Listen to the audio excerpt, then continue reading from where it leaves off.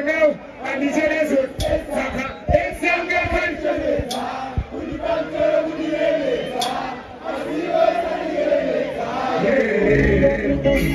Manicure, something that you die of you.